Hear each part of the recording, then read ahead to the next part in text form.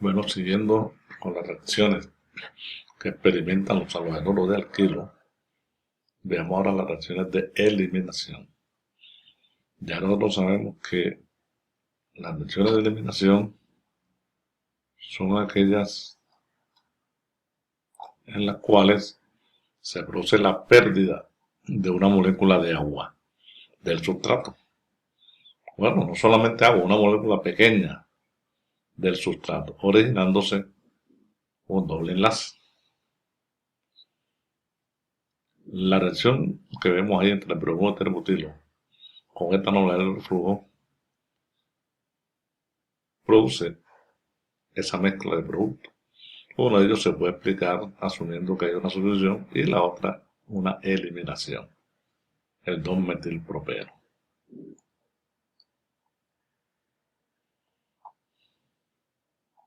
Las reacciones de eliminación también pueden ser de eliminación unimolecular o eliminaciones bimoleculares. Las primeras se denominan reacciones E1, las otras reacciones E2. La eliminación unimolecular. Una eliminación unimolecular es aquella en la cual primero se produce la disociación del enlace entre el sustrato y el grupo saliente y luego se produce la pérdida de un hidrógeno para formar el doble enlace. Tenemos aquí en primer paso la formación del catión. En segundo paso se produce la pérdida de un hidrógeno. Esa pérdida por lo general se da en el carbono llamado carbono beta, que es el carbono que está vecino al carbono donde está el grupo saliente. Al sustraerse con hidrógeno, el par de electrones viene a formar el doble enlace.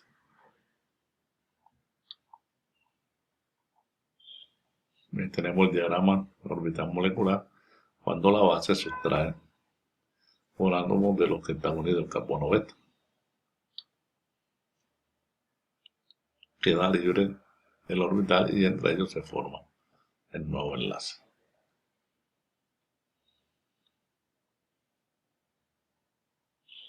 El perfil de energía de una reacción E1 es parecido al de una reacción SN1.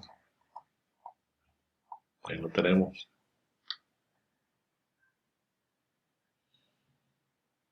Primero se forma el intermediario y luego ese intermedio experimenta la pérdida para dar el doble enlace.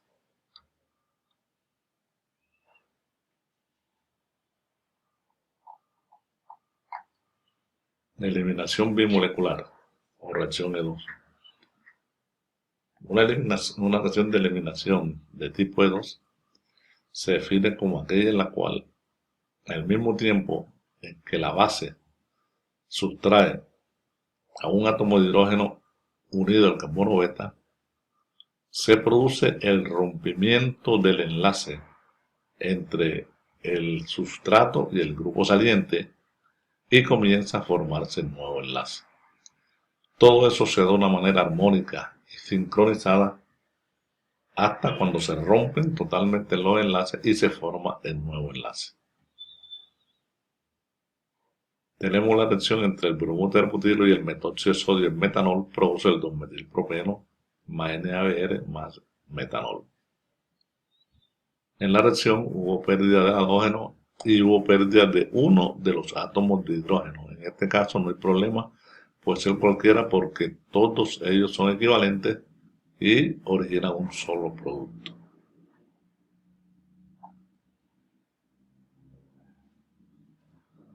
Las reacciones E2, como su notación lo indica, siguen cinética de segundo orden.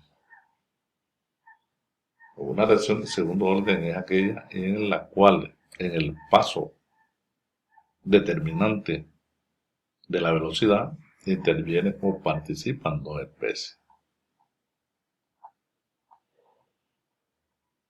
Ahí tenemos el mecanismo general de una reacción E2. La base sustrae el átomo, uno de los hidrógenos unidos al carbono beta.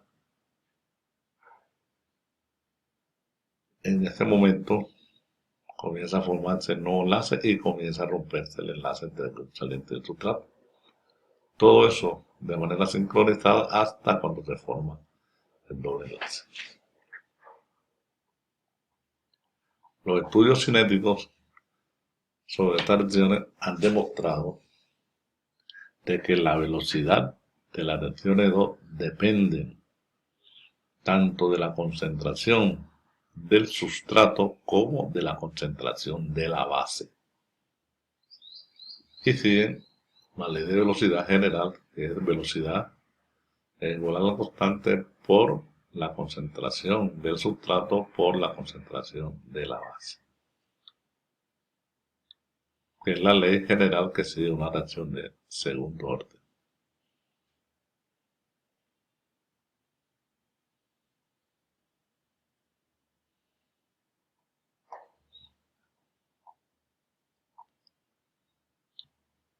En las reacciones E2, los grupos que se van a eliminar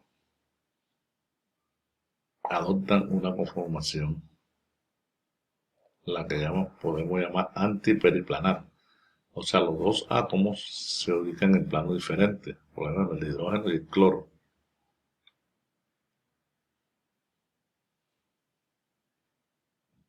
Antiperiplanar.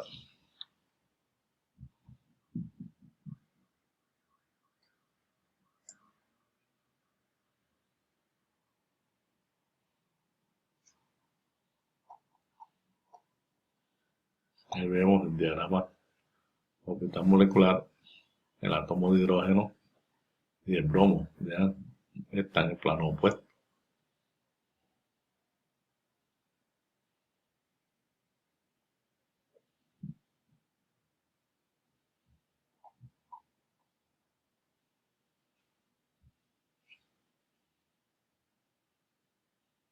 Ahí se ve cómo la base ataca el hidrógeno unido al carbono beta.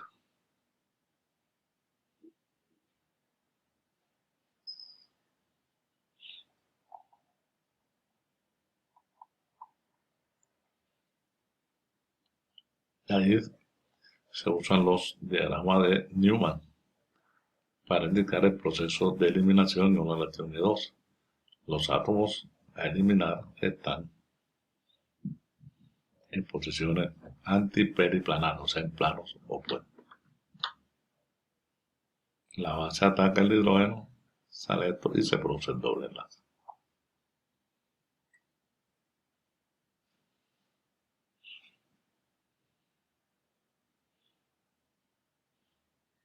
También se ha hablado de que una reacción E2 se puede llevar a cabo con otro arreglo, que es el llamado arreglo sincroplanar, que es aquel en cual los grupos que se van a eliminar están en el mismo plano. Pero eso sucede cuando es imposible que ellos se arreglen anticoplanar. Por ejemplo, aquí sería los dos grupos en el mismo plano, los grupos a eliminar, sería un arreglo sincroplanar.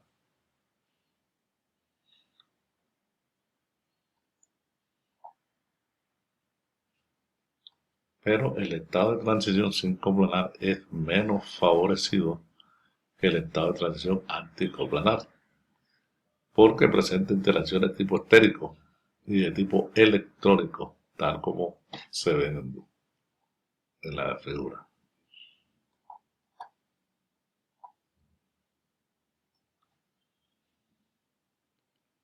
Interacciones de tipo estérico, el estado de transición sincroplanar presenta una conformación eclipsada, que es mucho más desfavorable que la conformación alternada, mediante la cual tiene lugar el estado de transición anticoplanar.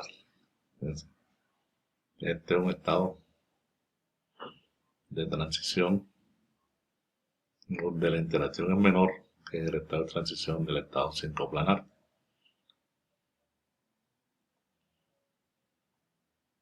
Las interacciones aquí son mucho mayores que en este de acá.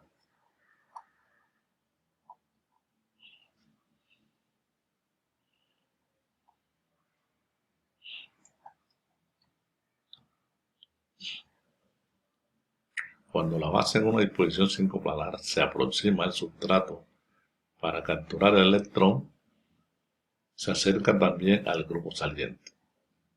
En la mayor parte de los casos, el grupo saliente es voluminoso, y si la base se aproxima por el lado por el que surge el grupo saliente, se produce una compresión estérica que desestabiliza el estado de transición.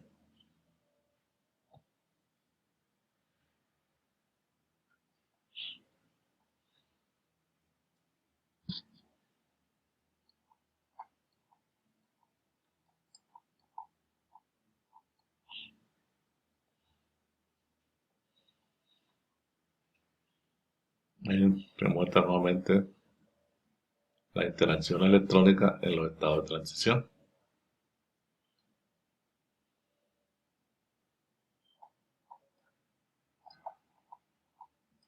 Las interacciones de cruzamiento y la interacción estérica y electrónica entre la base y el grupo saliente no se dan en el estado de transición anticoplanar, o sea, este aquí. Por lo tanto, en el estado de transición sincoplanar, o sea, este tiene mucho más energía que el estado de transición anticoplanar.